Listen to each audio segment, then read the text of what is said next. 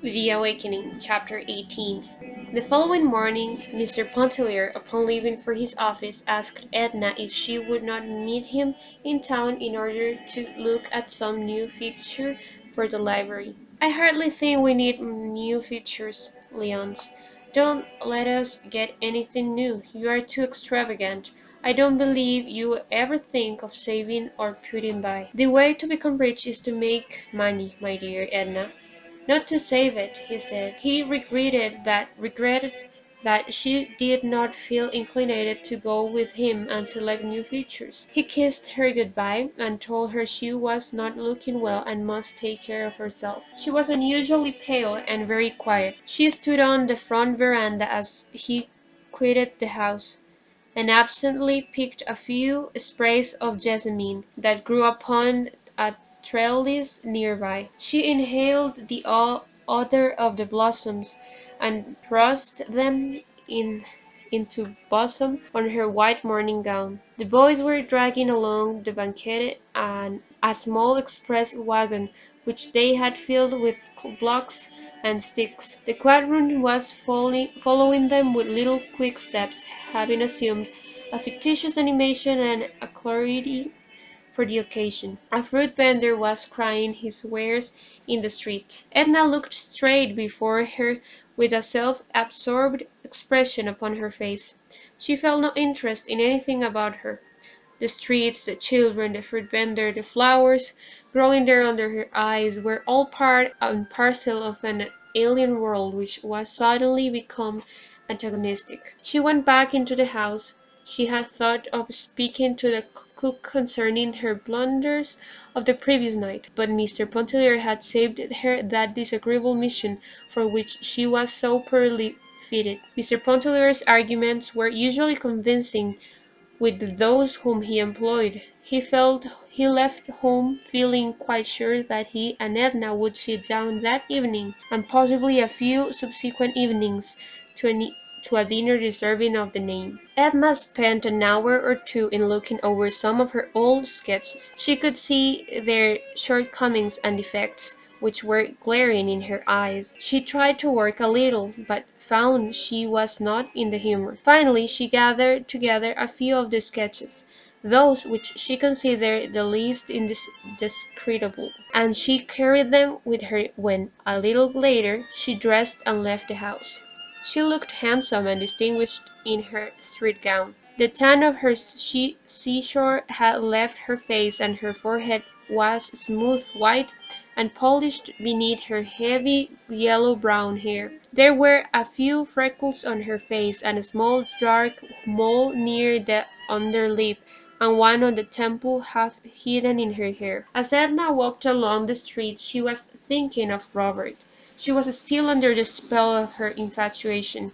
She had tried to forget him, realizing the inutility of remembering, but the thought of him was like an obsession, ever pressing itself upon her. It was not that she dwelt upon details of their acquaintance, or recalled in any special or peculiar way his personality. It was his being, his existence, which dominated her thought, fading sometimes as if it would melt into the mist of the forgotten, reviving again with an intensity which filled her with an incomprehensible longing. Edna was one of to Madame Ratignolles. Their intimacy began at Grand Isle, had not declined, and they had seen each other with some frequency since their return to the city. The Ratignolles lived at no great distance from Edna's home, on the corner of a side street, where Monsieur Ratignolle owned and conducted a drugstore, which enjoyed a steady and prosperous trade. His father had been in business before him, and Monsieur Ratignolle stood well in the community and bore an enviable reputation for integrity and clear-headedness. His family lived in commodious apartments over the store, having an entrance on the side within the porte-cochere. There was something which Edna thought very French, very foreign, about their whole manner of living. In the large and pleasant salon which extended across the width of the house, The Radignolls entertained their friends once a fortnight with a soirée musicale, sometimes diversified by card playing. There was a friend who played upon the cello. One brought his flute and another his violin, while there were some who sang, a number who performed upon the piano with various degrees of taste and agility. The Radignolls' soirées musicales were widely known, and it was considered a privilege to be invited to them. Edna found her friend engaged in assorting the clothes which had returned that morning from the laundry. She at once abandoned her occupation upon seeing Edna, who had been ushered without ceremony into her presence. "She can do it as well as I. It is really her business," she explained to Edna, who apologized for interrupting her, and she summoned a young black woman, who she instructed in French to be very careful in checking off the list which she handed her. She told her to notice particularly if a fine linen handkerchief of Monsieur Radignol's, which was missing last week, had been returned, and to be sure to see to one side such pieces as required mending and darning.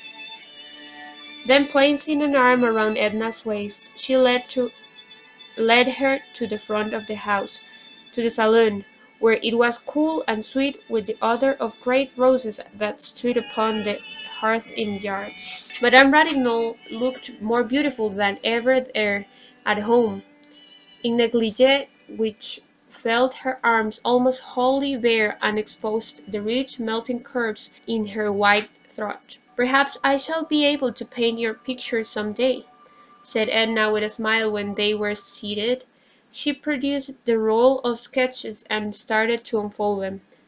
"I believe I oughta work again. I feel as if I wanted to be doing something. What do you think of them?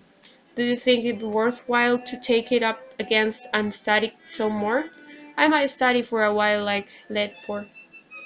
She knew that Madame Ratignolle's opinion in such a matter would be next to valueless, that she herself had not alone decided but determined, but she sought the words of praise and encouragement that would help her to put heart into her venture.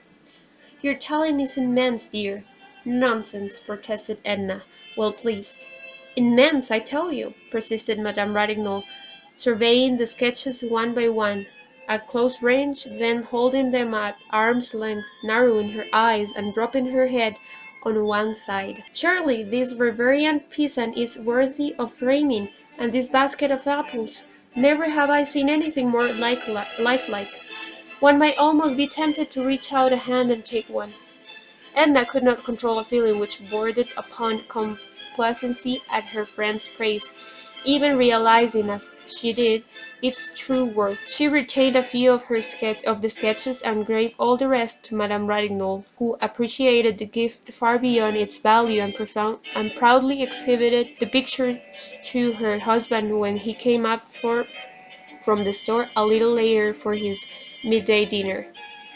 Mr. Ratignolle was one of those men who are called the salt of the earth. His cheerfulness was unbounded, and it was matched by his goodness of heart, his broad charity, and common sense. He and his wife spoke English with an accent which was only discernible through its un-English emphasis and a certain carefulness and deliberation.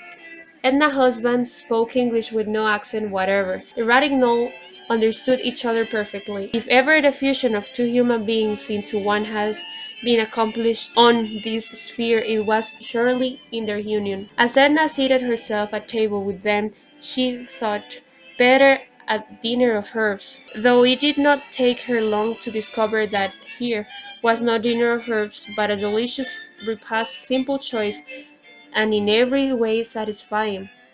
Monsieur Ratignolle was delighted to see her, though he found her looking not so well as at Grand Isle, and he advised her a tonic. He talked a good deal on various topics, a little politics, some city news, and neighborhood gossip. He spoke with an animation and earnestness that gave an exaggerated importance to every syllable he uttered. His wife was keenly interested in everything he said, laying down her fork the better to listen, chiming in, taking the words out of his mouth. Edna felt depressed rather than soothed after leaving them. The little glimpse of domestic harmony which had been offered her gave her no regret, no longing. It was not a condition of life which fitted her, and she could see it but an appealing and hopeless ennui. She was moved by a kind of commiseration for Madame Ratignolle, a pity for that colourless existence which never uplifted its possessor beyond the region of blind contentment, in which no moment of anguish ever visited her soul, in which she would never have the taste of life's delirium. Edna vaguely wondered what she meant by life's delirium. It had crossed her thought like some unsought extraneous impression.